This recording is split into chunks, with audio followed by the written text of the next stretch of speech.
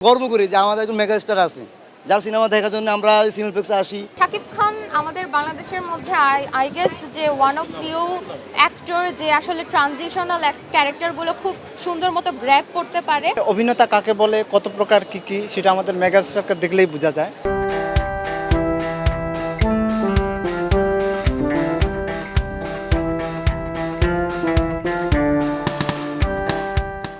গর্ব করি যে আমাদের একজন মেগাস্টার আছে যার সিনেমা দেখার জন্য আমরা সিনেপ্লেক্সে আসি।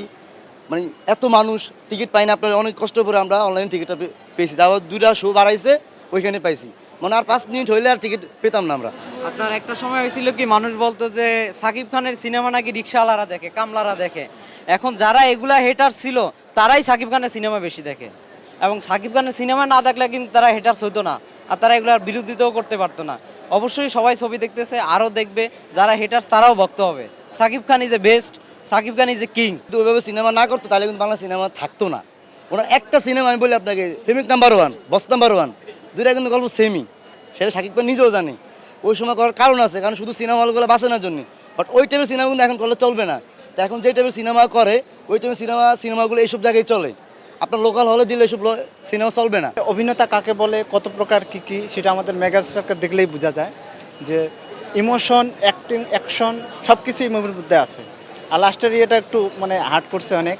বউ যখন মারা যায়, মারা যাওয়ার পর মানে সাইকোলজিক্যাল একটা প্রবলেম হয়ে যায়, তার কারণে সে মানে খুন করা শুরু, বউয়ের জন্য আর কি, বউ পাগল যেটাকে বলে 1 নম্বর। জেনজি বলতে আমি মনে করি যারা জেনজি নাক ছিটকায় তারা, আমি মনে করি যে তারা জেলাসি থেকে হতে পারে, এবং তারা হয়তো বা শাকিব খানের সবগুলো মুভি দেখে নাই। আর শাকিব খানের যদি সব মুভিটা দেখা হতো তাদের, তাহলে তারা অন্তত বুঝতে পারতো যে শাকিব খানের ইমপ্রুভমেন্টটা কিন্তু ডে বাই ডে হচ্ছে। ইভেন আমরা তুফানে যে ট্রানজিশনাল ক্যারেক্টার দেখেছি, দরদে কিন্তু same type of transitional character ছিল, কিন্তু তুফানের থেকে এখানে কিন্তু অ্যাক্টিং কিন্তু অনেক ভালো করেছে। Acting was really better. তো তার ইমপ্রুভমেন্টটা তারাই দেখতে পারবে, বুঝতে পারবে যে শাকিব খানের মোটামুটি কয়েকটা ছবি যাদের দেখা হয়েছে। ট্রানজিশনাল অ্যাক্টিং দেখার জন্য আমাদের সবার উচিত, আমাদের বাংলাদেশের মানুষ, বাংলাদেশের অ্যাক্টর কীভাবে, তাদের ক্যাপাবিলিটি কতটুকু, তার আমার মনে হয় সবারই দেখা উচিত। যে yes, we have such an actor in our country.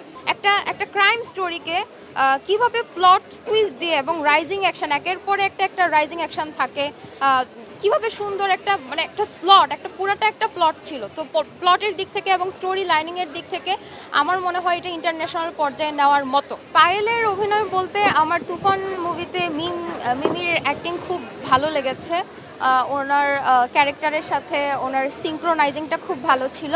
But as an audience হিসেবে আমি বলবো পায়েল হচ্ছে একটু খুবই স্মুথ ক্যারেক্টার হয়ে গেছে অ্যাকর্ডিং টু পুলিশ। মানে পুলিশ যেরকম হার্ড একটা ক্যারেক্টার ছিল, শাকিব খান আমাদের বাংলাদেশের মধ্যে আই গেস যে ওয়ান অফ ফিউ অ্যাক্টর যে আসলে ট্রানজিশনাল ক্যারেক্টারগুলো খুব সুন্দর মতো গ্র্যাব করতে পারে, এবং খুব সুন্দর মতো সেটা মানে অডিয়েন্সকে সে মানে বুঝাতে পারে যে আমি কি করছি, আমি একটা স্যাডিস্টিক ক্যারেক্টারে আছি, স্যাডিস্টিক একটা মুডে আছি, এরপরে আমি একদম সহজ সরল মতো হয়ে যাব। অ্যান্ড দ্য নেক্সট টাইম সহজ সরলে যে এরকম 2 সেকেন্ড আছি, ঠিক আমি 3 সেকেন্ডের সময়ে আমি একটা ক্রিমিনাল, একটা সাইকোপ্যাথিক একটা এক্সপ্রেশন আমার মধ্যে আসবে। এটা কিন্তু বাংলাদেশের ওয়ান অফ ফিউ অ্যাক্টরদের মধ্যে আছে। তো শাকিব খানের এই ট্রানজিশনাল যে অ্যাক্টিংটা, এটা আমি মনে করি সে এটা আসলে this is what made himself Shakib Khan. আমি 10-এ আমি 9.5 দেব। আপনি কি সাকিবিয়ান?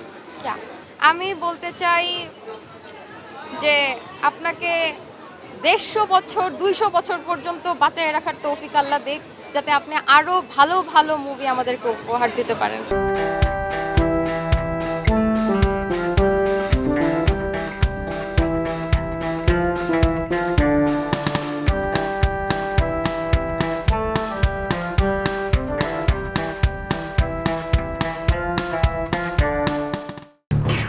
এলো খবরের কাগজ, নিখাদ, নির্ভীক, নিরপেক্ষ।